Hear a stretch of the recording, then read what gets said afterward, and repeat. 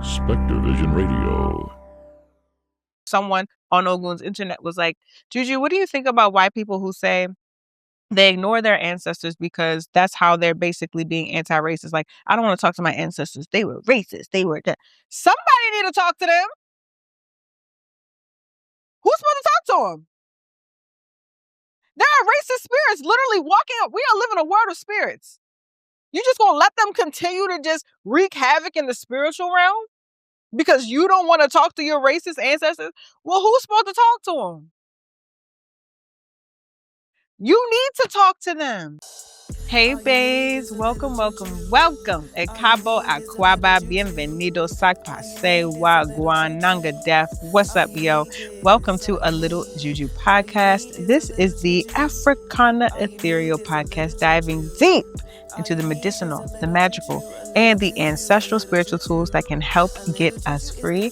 I'm your host, Juju Bay, author of the book of Juju, Osun Priestess, Oreoluwa. Yeah, Osun. I was like, let me rep my set today. Let me rep the cult today. And of course, your favorite big cousin, Conjurer. Wow, y'all, there's only one more episode left after this. Did y'all know that? I think I told y'all last episode, but let me just make sure this is our final episode. Almost Eve. It's our final episode, Eve. We've had such an amazing season. There's been a lot of wonderful, beautiful discourse that has happened throughout this season. And yeah, it has reignited something in me. It's been fun. It's been thought-provoking. I've got to also just like give a shout out to my team. Like I obviously wouldn't be able to do this without them because they are a part of the show. But just like me as an individual, I feel nourished. I feel seen. I feel supported. I feel sharper just by the niggas that I'm working with. So I'm just really appreciative to them. And also one of my friends, Jenahye, who's one of our producers, like I've known Jenahye since high school, and it's really sweet that us working together in this way has also brought us back in each other's lives again. And that's just like, it's nice to have somebody from home. Like it's nice to have that feeling. And something that Jenahye shared with me recently, I'm also talking about her, like she's just off camera, she's having to hear this. But she shared something with me recently when we went out, and she said that in high school, apparently, one day I said to her and another friend that I felt like I was a witch. And I said I felt like maybe people were talking to me or something. I'm trying to look at her. She's not looking at me. That people were talking to me or that I could hear spirits or something like that. And I was like, no, the fuck, I did not say that. She was like, I swear you said that. And I'm like, well, what did you say? She's like, girl, I don't know what I said. I probably was like, oh yeah, you probably, I don't know, you probably is or something. Just being in high school. But when she shared that with me, I was like, wow. First of all, I always talk about how this work found me later in my life and how, I didn't feel like I was a gifted child, or I didn't feel like there was anything necessarily special or out of the ordinary happening with me. And so for somebody to reflect back at you like, no, you literally said this between 2006 and 2010 at some point is wild. So maybe I actually have had these inclinations and feelings, and I erased all of it because after those years, I was actually pretty traumatized. So maybe I don't remember a lot. But again, it's like the importance of just having good people be able to reflect things to you and back to you and remind me that like I've always known who I am, even when I didn't know who I was. And that story has like sat with me. So I wanted to share that. And also just say thank you to Jenahye and thank you to Janicia. Like I just have great people around me, Oreoluwa as well, Alex, Clyde, like the team is strong. The team is strong. I'm wishing good teams on y'all. Good teams at work, good people, good friends. I'm wishing good collaborators, even if they ain't your friends. People that you can collaborate with. Like I really am wishing this is the time that we really need our people. And I know we just say that all the time, like, community, but like we need each other, not in like a, oh, we need each other, but like we literally physically will not move forward and past without your people. Now, again, that ain't everybody. I'm talking about your people.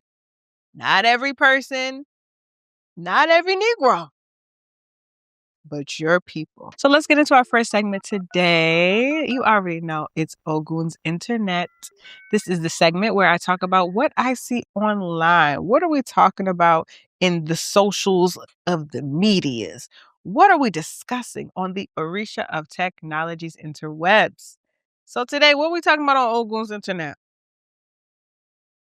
Let's talk about white people. Let's talk about white people and ancestors. This came up and comes up quite often in so many different ways, from how we work with our white ancestors as Black people. Because I made a post some time ago now, but it rings true.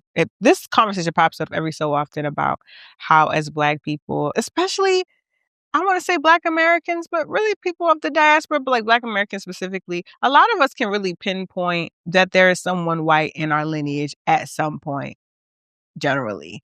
And a lot of times that infiltration of the whiteness was not a consenting choice. I mean, of course, yeah, some of us got a white mama and a Black daddy because they got married and love each other or whatever, but we also know that there have been interruptions within our lineage of slave owning. And, I know from my mother's side that my maternal, I guess this would be my great, great, great grandmother.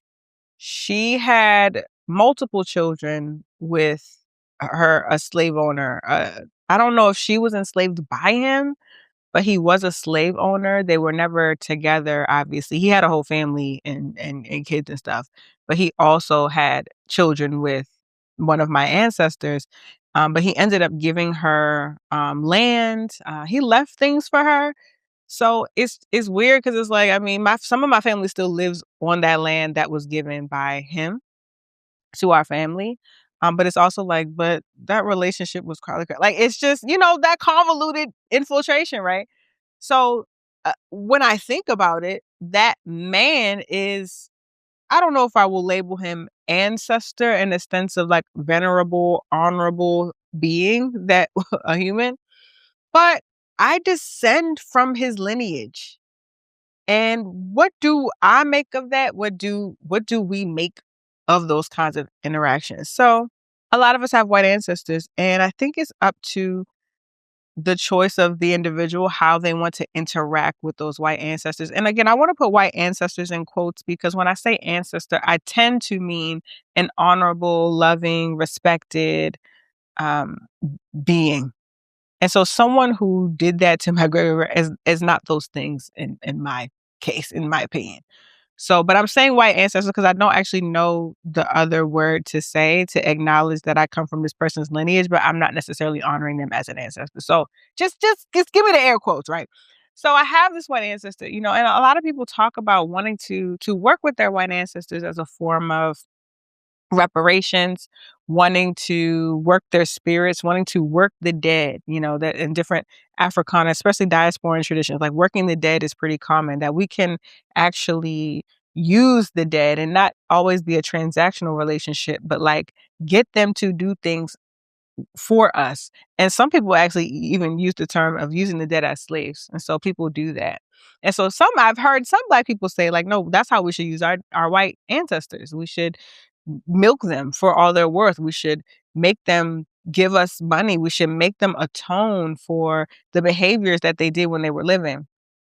And I'm not against that. I'm not even necessarily for it. I think you have to decide what works for you and your lineage and your people and that relationship. I've seen that be successful for some people. Like they're like, yeah, I gave my white ancestors, I did this for my white ancestors, or I told them this, or I told them, if you want to atone and you want to feel better about yourself in the ancestral realm, if you want to be venerated and honored, run me my money. Help. Shout out to the Jocelyn Hernandez fans.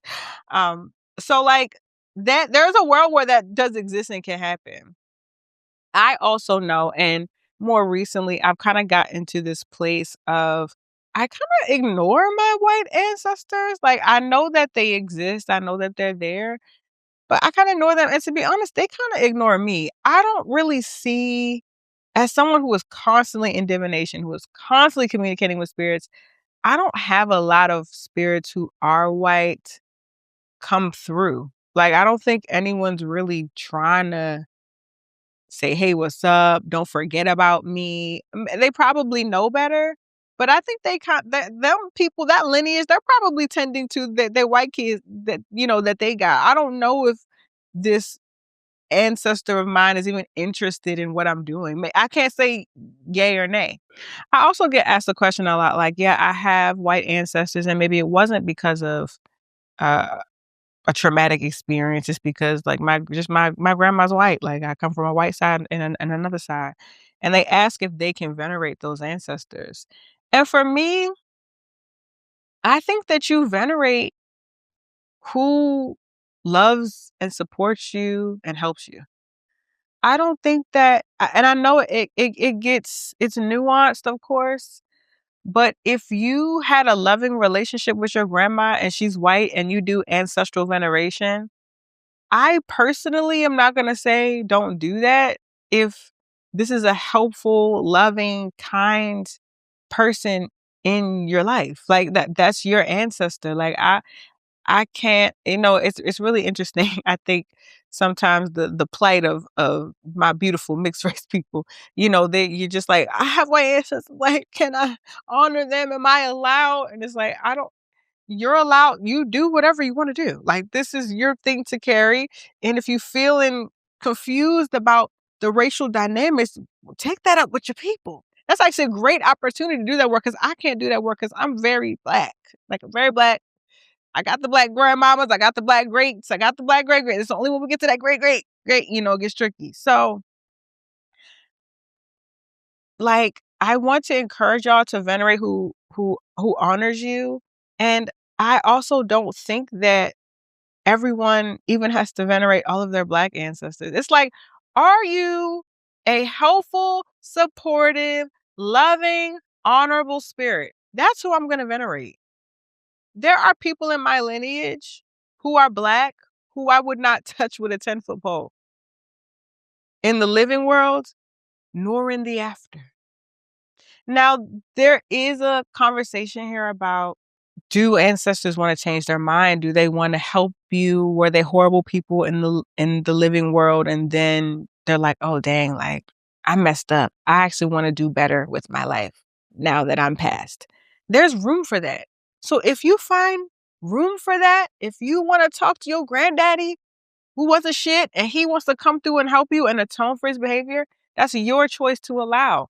I would extend that also to how you feel about white people in your lineage. You have to decide who you want to uplift and what are I don't want to use consequences, but I will. What are the consequences of that upliftment, if any, if at all? And I think people could have a lot of opinions about consequences of uplifting a bunch of white people. But speaking of white people, I don't have a lot of white listeners, but I know they're there. And I want to just put this out in the ether. White people, y'all had identities before being white. White culture is weird and tricky now and really just racist and strange and kind of dark, derogatory. But there was a time in history where y'all actually had, dare I say, ethnic identity. You had an indigenous belief system. You had runes. You had Celtic magic. You had really robust spiritual systems that are very fascinating. I want to implore y'all to dig deeper than your whiteness, because that is really such a sick stain on y'all's legacy. Like, it's but 0 out of 10. would never recommend. I implore y'all to move beyond just the white, what it means to be white. Who else are you? And maybe that can empower y'all's people. Listen, I ain't trying to do y'all work. I'm giving y'all a lot now. If you watch it, you owe me $1. You owe me $10, $20, $50. I'm imploring y'all to dig deeper beyond that. Because there is things there that are for you. And you even have ancestors who were not just about colonialism. Can you believe it? Can you wake up some of them old gods up? Can you wake some of that old ancient magic up? Can you wake up the spirit of the trees? Can you wake up the fairies? Can you wake that up? Like, let's wake up the lore. Let's wake up the Irish lore. Let's see about that. Because once y'all got Christianity, you took it and you reigned with it and you pillaged it and you colonized and you raped and you murdered for that. You have more than that. And maybe if y'all did more of your own ancestral work, which brings me to a point of someone on OGUN'S internet was like, Juju, what do you think about white people who say they ignore their ancestors because that's how they're basically being anti-racist? Like, I don't want to talk to my ancestors. They were racist. They were that. Somebody need to talk to them. Who's supposed to talk to them? There are racist spirits literally walking up. We are living a world of spirits. You just gonna let them continue to just wreak havoc in the spiritual realm because you don't want to talk to your racist ancestors? Well, who's supposed to talk to them? You need to talk to them. Maybe there's some spiritual work that could actually help shift all of the crap that we're going through. But y'all don't want to talk to your racist ancestors, and y'all don't even want to investigate who you could be without just being weak ass white. Have some esteem about yourself and look back. Because Black people can't be the only people doing ancestral work, but y'all are still in the spiritual realm wreaking havoc and being colonizers. Y'all can't have Black people out here doing all of the spiritual labor and work with their ancestors while white people ignore y'all's.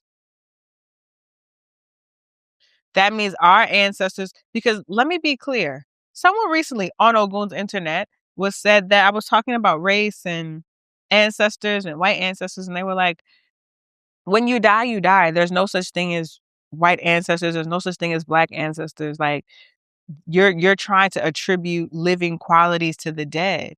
And I simply said, I don't believe that. Like, if that's your belief system, cool. Me, as an ancestral worker, a diviner, a medium, when I see people's ancestors, primarily Black people who I read, they are Black. A lot of people's ancestors are still suffering in the afterlife because of things that they experienced while on earth because of anti-Blackness. That does not go, trauma does not go away in death. Sometimes people are still working through horrific things that they experience, generational curses that often come from anti-Blackness and racism and dehumanization, and ancestors who went through Jim Crow who are still living through that over and over and over again in the ancestral realm. So you mean to tell me all of that don't matter because they died? It does matter, which means that the same people that were colonizers can still be colonizers in the afterlife. They could be colonizing ancestors. They could be colonizing spirits. What happens above happens below. On earth as it is in heaven. The Catholics tour with that. Because it's true. The spiritual realm is not devoid of the things that we experience here. There's so many dimensions of the spiritual realm. We actually don't need to limit it to our human shit. If anything, what's happening here is happening there. Plus, I need y'all white people to get on your Zooms. Log in and get on your Zooms and start working with them people that you come from and gather them up. We cannot, meaning my people, be the only ones doing some valid ancestral work. Get in y'all lore. Get in y'all fairy bag. Get in them shamrocks. Lock in, Lindsay. Lock in. It's war outside. You got to go back to go forward. That's all niggas do all day is go backwards to go forward. Y'all need to go back to. Okay, y'all. I got more worked up than I thought. Let's get into our next segment. Be right back. All right, y'all. Our next segment today is Black business. And no, I'm not going to teach y'all how to set up a 501c3 for your business so that you don't have to pay taxes. This is where we talk about what is happening in the Black diaspora. What's going on with our cousins across the pond, across the way? Because as we know, what happens there happens here and vice versa. So let's travel today. We're going to the Caribbean. We're going to the ABC Islands. We're actually going to Bonaire. So I actually first got hip to Bonaire, which is a Dutch island, technically. And a friend of mine actually bought a house in Bonaire like many years ago. And she told me that. And I was like, where is Bonaire? I don't even know what that is. And that's how I first got to hear about it. But recently I saw that Bonaire was in the news because Bonaire actually recently made history. So I saw this on TikTok. It was from, I think her page is Critical Grace Theory. But Grace, who's a comedian in New York, love Grace, she's wonderful. She was talking about the importance of what happened in Bonaire. It is super important that every single climate activist all over the world, any indigenous person, be clued into this fact that they just blinked. They are admitting the fact that they are ruining the world. What are we going to do with that? Are we going to use this and hold the rest of them accountable? I really think we should. And I say this again from a place of hope. There are actual things we could do now that can reverse climate change. So a court on Wednesday, January 28th, ordered the Dutch government to draw up a plan to protect residents of the tiny Caribbean island of Bonaire from the effects of climate change. So there were people in Bonaire, along with a environmental group called Greenpeace, who came together and said that the Netherlands was not protecting Bonaire, that they were using the fossil fuels or whatever that they were doing that was negatively impacting the climate for the people in Bonaire. And so they took the Dutch government to court and won. So now the Dutch government has to come up with a plan. They have to set binding targets within 18 months. They have to change some laws. They have to cut greenhouse gas emissions that are in line with the Paris Climate Agreement. So this organization proved that they were not in line with the Paris Climate Agreement. And again, this case was brought up by 8 Bonaire residents and then again backed by the environmental group Greenpeace. And the fact that this happened is monumental, y'all. This is what they said here. They're calling it a stunning rebuke of Dutch authority. And it was ruled that the Dutch government illegally discriminated against the island's 20,000 inhabitants because they were not taking the appropriate measures to protect the island from climate change. Now, to give you a little bit of history about Bonaire. So back, way back, we're talking 1400s, Bonaire was indigenous to the Carib and Arawak people. That was the indigenous folks who were on this island. So Spain actually, Christopher Columbus, quote unquote, found this area in 1493, but there was no gold in Bonaire. And, colonizers, they just looking for the material, the shiny things. So Bonaire didn't have any shiny things to them. So it was pretty much ignored in that way. So Dutch took control and built salt mines in the 1600s. And so Bonaire is known for their salt mining. It thrived later with the enslaved labor, though, in 1863 until slavery was abolished. And so it still now is creating a lot of salt. Like that is where a lot of people get salt from Bonaire. And so in 2010, it became one of the municipalities within the Netherlands. So Curaçao is neighboring to Bonaire. I think a lot of people have usually heard of Curaçao as well as Aruba. So it's in that general vicinity. That's why they call it the ABC Islands. So Bonaire it wasn't a big slave transport, but Curaçao had a lot of slavery. And so sometimes I'll call, I guess, the slave overflow, or they had to do some exchanges, would happen in Bonaire. But it didn't have as much slavery as Curacao, but it did still exist because there are examples. And when you go to Bonaire, you can see slave huts that they built and that they stayed in that often only went about 3 feet high, so that they had to crawl into these small crawling spaces. And sometimes it would be from like 6 to 12 people in this cramped space. So all that to say, there's clearly a lot of history here, from the indigenous people to enslaved Africans who were present. A lot of those enslaved Africans I was reading came from Congo, Angola. I don't remember the other places, but those were some of the primary places. And so it definitely has a very rich culture. But so we have all of this history here, and then we think about 8 residents from Bonaire suing the Dutch government and winning. This is a monumental case. This don't happen. This is the first time something like this has happened. This is a win for the diaspora.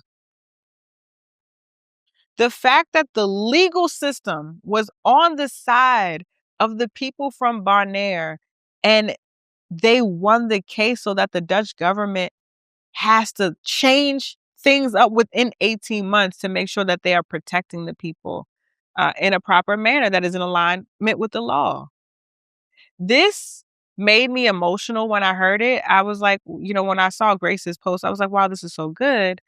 But then when I was doing my own research, I teared up in one of the moments. And I was like, what am I crying for about this? But it was like, especially in this time, it feels like just a glimmer of hope for something, that something can actually work for the people. And again, it's not the hugest thing. Again, this is still a part of this is a Dutch island municipality.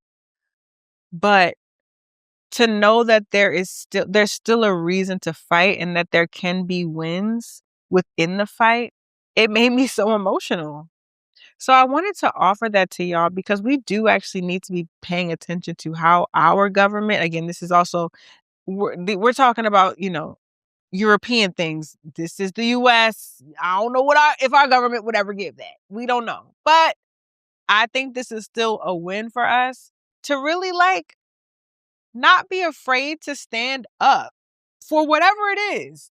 Like, if you are noticing problems in your area or community, there are ways and resources for us to come together and win.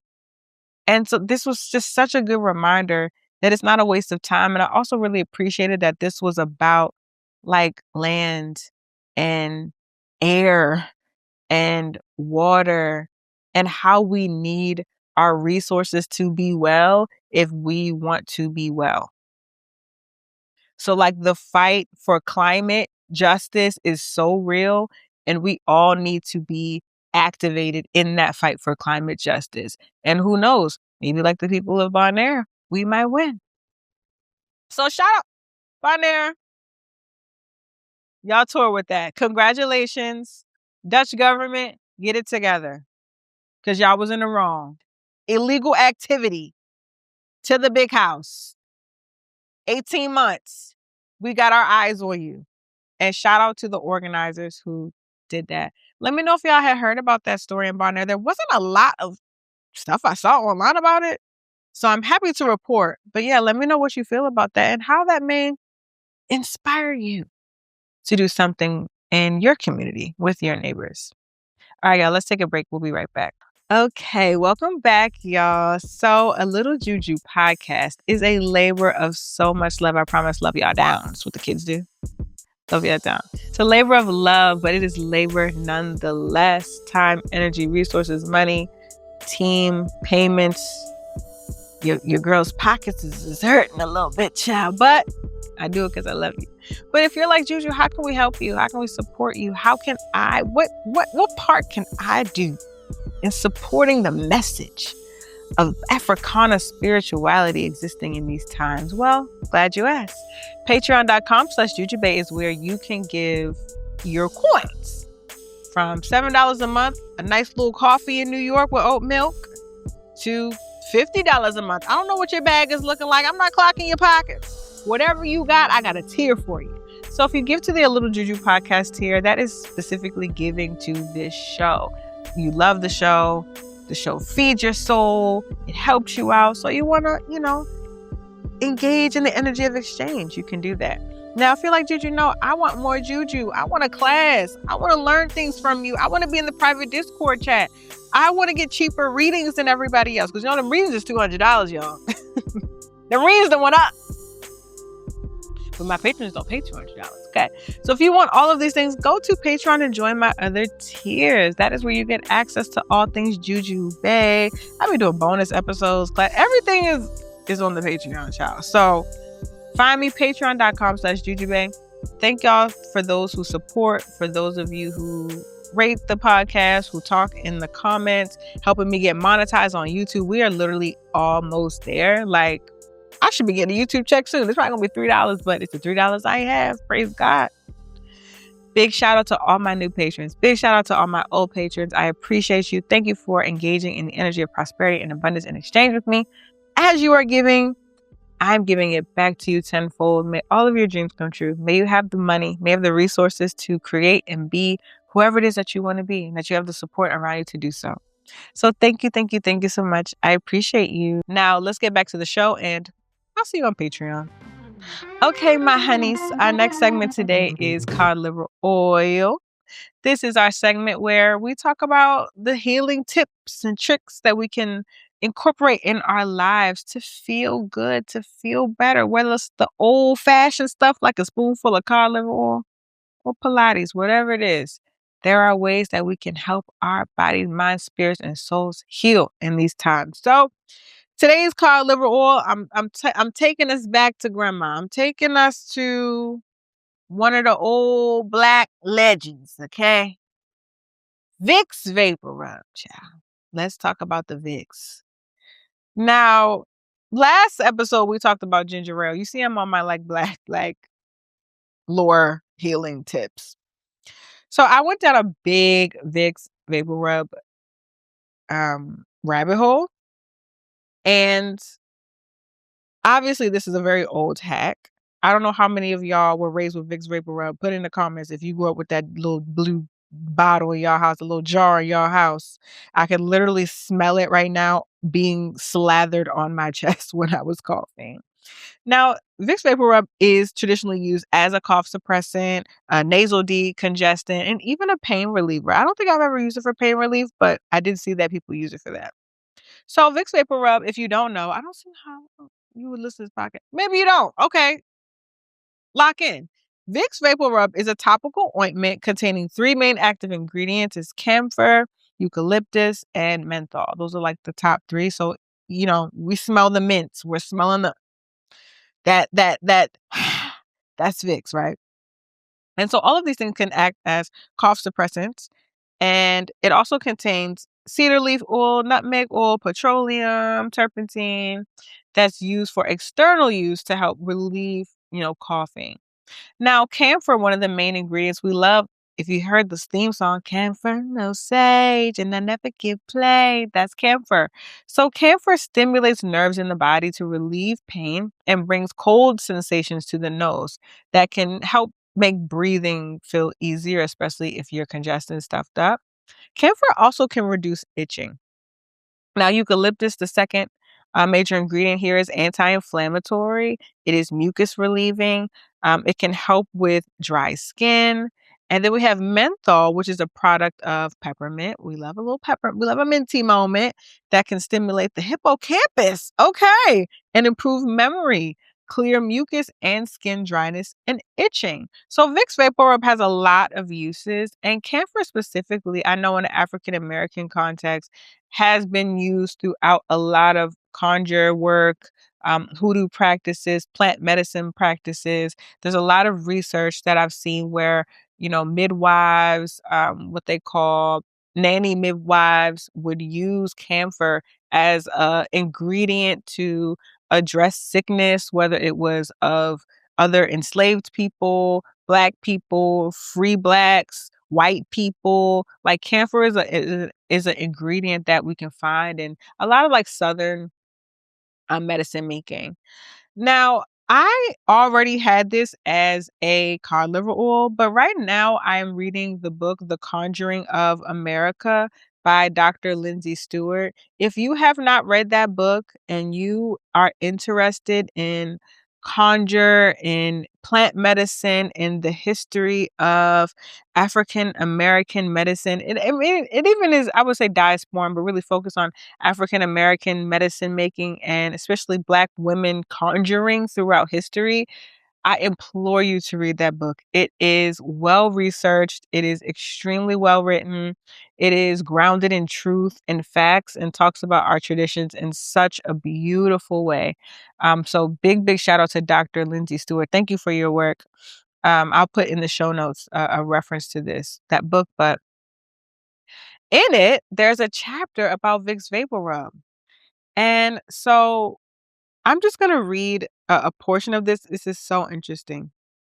So in mainstream lore, the story of Vick's Vaporub is that the salve was developed out of desperation with a bit of luck.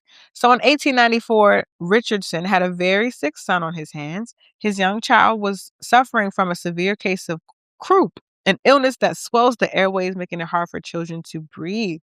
So, with a degree in Latin and a budding interest in chemistry, and all the medical knowledge granted by having a doctor as a father, Richardson retreated into the office of the little drugstore he was running to experiment on something that would save his son's life. So basically, they're saying he put all these things together. He created this salve. He put it on his son. It helped. This is how he coined Vick's Vaporub. He sold it and made millions and millions of dollars. This is a white man, if y'all are unaware. However, let's get into the tea. For generations, now this is a new family, the Stansel Shepherd family has passed down a completely different story of the salve's origins that goes like this. Richardson spends much of his life of his youth under the eye of Wiley, his Negro mammy, who has an extensive repertoire of knowledge and skills for treating common ills and ailments. So Richardson goes away to college while Wiley gives her daughter, Miley Stansel, just a few years younger than Richardson, another kind of education. How to gather herbs from the forest, the recipes for teas, and the benefits of salves. So when Lunsford Richardson returns home from college and sets up a local apothecary, his son falls really sick, as we know. And there was a night where he was so worried, Richardson took his young son to Miley's house. This is the daughter of Richardson's nanny, or mammy midwife, as they're calling here. And so Miley was known in the country for treating sick children, as many Black women were. They helped and aided white children, all the kids, because they knew to go out in the forest with herbs to get, period, right? So Richardson's sons got well after Miley's treatment, and he was so impressed that he returned to Miley to get the remedy of what she put on his son. So she told him. He went, created the salve, and sold it. I had no idea that this was well, first of all, I really never thought or cared about the origins of Vick's Vaporub. But even still, I never knew that this was most likely stolen from a Black woman. Wow, novel. When does that ever happen? So when I read this and I was uplifting Vick's Vaporub, and I so happened to be a chapter about it, I was like, oh my gosh, I have to uplift the Miley and the Stansel Shepherd family for your great grandmother who helped this boy, and mind you, Richardson, who created Vick's Vaporub, again, he was helped by this mammy midwife. That means his family had slaves. Okay? His family, he grew up in a home where slavery existed. He had a mammy. He hung out with her. He hung out with the slave children. He was around. He would eat their food. So, like, this is documented. So he wasn't just like some random white guy who just his son got sick and he just got in the lab. I mean, he went off to college, but like his roots are he grew up in North Carolina with his family owning slaves and having a relationship to the conjure women who were there, because Black women conjure women are often midwives and also caretakers to people's children who aren't even their own children. And he was a recipient of that care. Thus how he could come back around later and get ingredients from Miley, who I'm sure gladly told him because she knew the roots and the herbs, and he'd have made a salve and made millions of dollars off of it. So as we continue to, use Vick's Vaporub, think about that legacy and that history of where it came from. It's no surprise to me that Vick's Vaporub is so popular in Black families and in Black life amongst Black people, because I think that there must be some inner knowing of the truth behind how it was created, but also a relationship to the ingredients that are in it that we find across the South that many mammy midwives or healers were using across the South to use as salves and suppressants. So big shout out to Dr. Lindsay. I'm telling y'all, get that book from Dr. Lindsay Stewart, and we can keep the Vicks in rotation, but maybe as you use it, say thank you to the one who created it, the real person who created it. And keep that in mind as we are continuously reminded that white people be stealing. But used to steal, still stealing, child. That's why y'all need to talk to your ancestors. That's why. To circle back. This is exactly why we gotta lock in, because your people was stealing. That means they probably stealing the spiritual realm, child. You need to call up. You need to get them thieves together. Okay. All right, y'all. I've been recording all day. I'm getting delirious. We're on our last segment now. Our last segment is Dear Juju. This is the segment where I answer your listener letters. DearJuju@yahoo.com. Email me your tea. What you want to know about? What's going on in your life? I may read it on a Little Juju podcast. Now, listen, we only got one episode left, so I don't know if it's going to be yours. But for next season, I got you. So today's Dear Juju letter, it's actually one I got a long time ago and I just noticed it. Hey Juju, I was gifted a set of tarot cards and learning how to read them has felt a bit overwhelming. Do you do tarot? How do you suggest people learn tarot? Also, I noticed you've been doing a lot of work with playing cards lately. Are there significant differences in uses and readings of tarot versus playing cards? Do you have a preference? Thanks for everything you do. Sincerely, Curious Card Reader. Thank you, Curious Card Reader, for your question. I do not read tarot myself or for my clients. Now, I do have multiple tarot decks because I'm a woo. Like, as a woo, I get tarot decks as gifts. I have friends who have made tarot decks, so I support them. So, like, I have tarot decks. I think I have 3 tarot decks. I haven't felt called to them recently, but if I do, I will pull a card. Like, I definitely pull cards on myself, but I have to reference the book. I'm not pulling cards and able to I haven't really tried to intuit around tarot cards. So I would not say that that's my mode. Now, I do read playing cards, as you said, and I prefer playing cards as they tend to just be more. I tend to hear my ancestors a little bit more by using playing cards. That's probably because I come from playing card people, number runners, gamblers, card players. So I think that that's just how I like to speak with my ancestors. It feels more relevant to me. There's also a lot of card playing history as we think about Black American hoodoo. So it just works. I think cards are also really accessible. So even if I'm out or I'm with friends and they're like, oh, I wish I just could have a read. I'm like, oh, you got some cards? It's always easy to just pull the cards out. I love the accessibility of them. Now, I do teach card reading workshops on Patreon every month. I do a card divination workshop. Funny enough, my mom also just joined. She just joined my card reading divination workshop on Patreon. And she came last time and she was there learning. She was taking her little notes. She's bought herself a deck of cards. We read for each other in the class. So she was like reading for strangers. I was like, it's just lovely. It's just so funny. Like, girl, you in my class. So yeah, I do those courses. And people in my card divination workshop, a lot of them are tarot readers.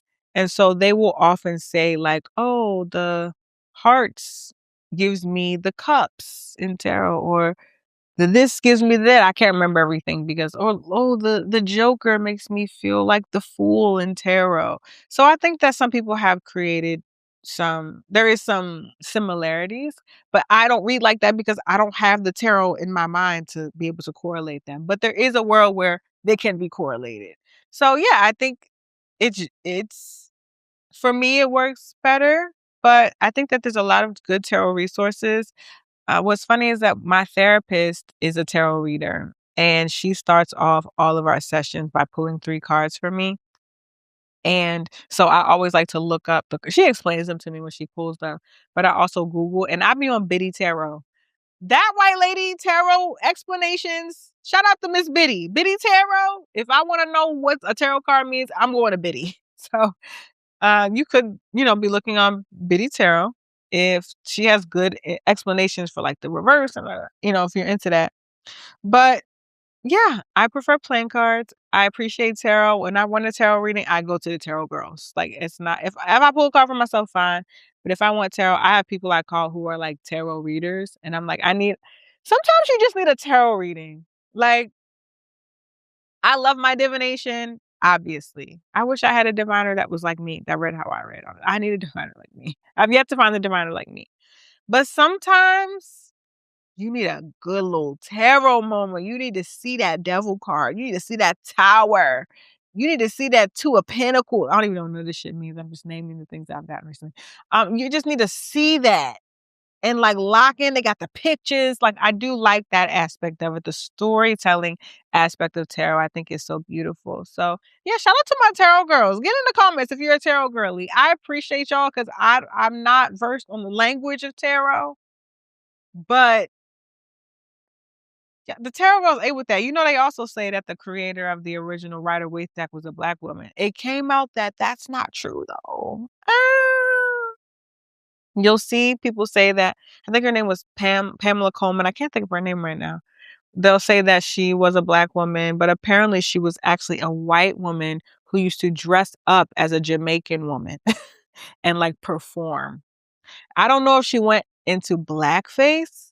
I don't know, but she would parade herself as a Jamaican woman, but she was a white lady. And then she's also the one who was the artist behind the original Rider-Waite deck. So tricky. I don't know. I mean, I saw a picture of her. She looked white, but she could be passing, but I think she might have been white. I don't know. Get in the comments, y'all.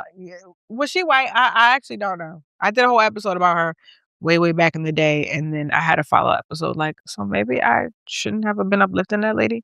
Either way, thank you so much, Curious Card Reader, for your question. For other Dear Juju, yes, y'all, please email me, dearjuju@yahoo.com, so I can read your wonderful, juicy letters. Also, this is one of my favorite parts of the show, so please send your letters in, especially for next season. All right, y'all. Second to last episode down. Are we excited? How are we feeling? I thank y'all for tuning in every single Wednesday. It is my joy to do this. I be tired.